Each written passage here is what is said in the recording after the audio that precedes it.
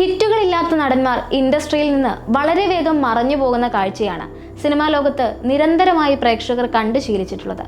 സമീപകാലത്തൊന്നും ഹിറ്റുകൾ നൽകിയിട്ടില്ലെങ്കിൽ പോലും ഒരു നടന്റെ തിരിച്ചുവരവ് ആഗ്രഹിച്ച് പ്രേക്ഷകർ നോക്കിയിരിക്കുകയും വലിയ പ്രതീക്ഷയില്ലെങ്കിൽ പോലും അദ്ദേഹത്തിന്റെ ഓരോ സിനിമയ്ക്കും പ്രേക്ഷകർ ആദ്യ ദിനം തന്നെ ടിക്കറ്റ് എടുക്കാൻ കാത്തിരിക്കുകയും ചെയ്യുന്നത് വളരെ അപൂർവം നടന്മാരുടെ കാര്യത്തിൽ മാത്രമാണ്. മലയാളത്തിൽ അത്തരത്തിൽ അടുത്ത വീട്ടിലെ പയ്യൻ ഇമേജ് ക്രിയേറ്റ് ചെയ്യുകയും തുടക്കത്തിൽ വമ്പൻ ഹിറ്റുകൾ നൽകി മോളിവുഡിൽ വൻ തരംഗം തീർക്കുകയും ചെയ്ത നടനാണ് നിവിൻ പോളി.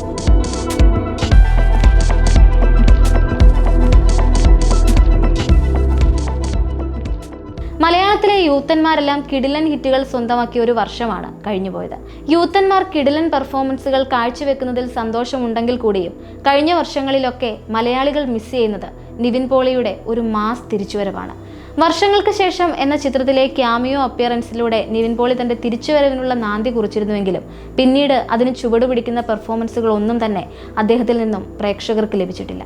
നിവിൻ പോളിയുടെ ഒരു മികച്ച പെർഫോമൻസിന് സാധ്യതകൾ ഒരുക്കിയ ചിത്രമായി നിലവിൽ കരുതപ്പെടുന്ന ഏഴ് കടൽ ഏഴുമല എന്ന ചിത്രത്തിന്റെ ചില വിശേഷങ്ങളാണ് ഇപ്പോൾ മൂവി ഗ്രൂപ്പുകളിലും സോഷ്യൽ മീഡിയയിലുമൊക്കെ ചർച്ചയാവുന്നത്. ചിത്രത്തിന്റെ ട്രെയിലർ കഴിഞ്ഞ ദിവസമാണ് എത്തിയത്. സൂരി, നിവിൻ പോളി, അഞ്ജലി കോംബോ മികച്ച രീതിയിലുള്ള പ്രതികരണങ്ങളാണ് നേടുന്നത്. യൂട്യൂബ് ട്രെൻഡിംഗ് ലിസ്റ്റിൽ 1-ാം സ്ഥാനത്തേക്ക് കൂടി ഏഴ് കടൽ ഏഴുമല ട്രെയിലർ എത്തുകയും ചെയ്തു. വെറും 14 മണിക്കൂർ കൊണ്ടാണ് ട്രെയിലർ ട്രെൻഡിങ്ങിൽ ഇടം പിടിച്ചത്. മമ്മൂട്ടി എന്ന നടന്റെ കഴിഞ്ഞ കുറേ വർഷങ്ങൾ എടുത്താൽ അതിൽ ഏറ്റവും മുൻപന്തിയിൽ നിൽക്കുന്ന അഭിനയ പ്രാധാന്യമുള്ള കഥാപാത്രത്തെ അവതരിപ്പിക്കാൻ കഴിഞ്ഞ പേരൻപിന്റെ സംവിധായകൻ റാം ഒരുക്കിയിരിക്കുന്ന ചിത്രമാണിത്. സംഗീത സംവിധാനം യുവൻ ശങ്കർ രാജയാണ്. ഈ കോംബോ തന്നെ വലിയ തരംഗമാണ് സൃഷ്ടിച്ചിട്ടുള്ളത്. അതിനൊപ്പം സൂര്യയുടെ ഗംഭീര പ്രകടനവും നിവിൻ പോളിയുടെ തിരിച്ചുവരവും ഉറപ്പു നൽകുന്ന ട്രെയിലറാണിതെന്നാണ് കൂടുതൽ ആരാധകരും കമന്റ് ചെയ്യുന്നത്.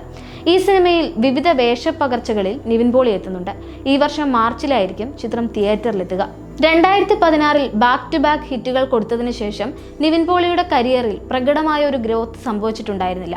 വലിയ പ്രതീക്ഷയോടെ കായംകുളം കൊച്ചുണ്ണി, മഹാവീര്യർ, പടവെട്ട് പോലെയുള്ള ബിഗ് ബജറ്റ് ചിത്രങ്ങളെല്ലാം വന്നുവെങ്കിലും പ്രേമത്തിന് മുകളിൽ ഒരു ഹിറ്റിലേക്ക് അതിനൊന്നും കടക്കാൻ സാധിച്ചില്ല. ഗീതു മോഹൻദാസ് സംവിധാനം ചെയ്ത മൂത്തോൻ എന്ന ചിത്രത്തിലെ നിവിന്റെ അഭിനയം ഏറെ പ്രശംസകളും അംഗീകാരവും പിടിച്ചുപറ്റിയിരുന്നു. പക്ഷേ ഒരു കൊമേഴ്ഷ്യൽ സിനിമ അല്ലാത്തതുകൊണ്ട് തന്നെ മൂത്തോൻ ആഘോഷിക്കപ്പെട്ടില്ല. സംസ്ഥാന ചലച്ചിത്ര പുരസ്കാരം ജൂറിയുടെ പ്രത്യേക പരാമർശം ചിത്രത്തിലെ അഭിനയത്തിന് നിവിന് ലഭിച്ചിരുന്നു. യാതൊരു സിനിമാ പാരമ്പര്യവുമില്ലാതെ ആത്മവിശ്വാസം കൊണ്ടും കഠിന പ്രയത്നം കൊണ്ടും ഇൻഡസ്ട്രിയിൽ സ്ഥാനം കണ്ടെത്തിയ നിവിൻ പോളിയുടെ മലർവാടിയിൽ തുടങ്ങിയ യാത്രയ്ക്ക് തട്ടത്തിൻ മറയത്താണ് വലിയൊരു ബ്രേക്ക് നൽകിയത്. അതിനുശേഷം 1983, ഓം ശാന്തി ഓശാന, ബാംഗ്ലൂർ ഡേയ്സ്, വടക്കൻ സെൽഫി തുടങ്ങിയ സിനിമകളിലൂടെ നിവിൻ തന്നെ സ്വയം മോൾഡ് ചെയ്തെടുക്കുകയായിരുന്നു. നിവിന് ഗംഭീര ഹൈപ്പ് നൽകിയത് പ്രേമം തന്നെയാണ്. നിവിൻ പോളിയെ ഒരു സൂപ്പർ സ്റ്റാർ പദവിയിലേക്ക് ആരാധകർ ഉയർത്തിയതും പ്രേമത്തിലൂടെയാണ്. മലയാളത്തിന് പുറമെ തമിഴ് സിനിമാ ലോകത്തും നിവിന് ഫാൻസ് അസോസിയേഷൻ ഉണ്ടാകാൻ പ്രേമം കാരണമായി. എന്നാൽ പ്രേമത്തിന്റെ ഗംഭീര വിജയം നിവിന് മറുഭാഗത്ത് വലിയൊരു ബാധ്യതയായി എന്നുകൂടി പറയണം.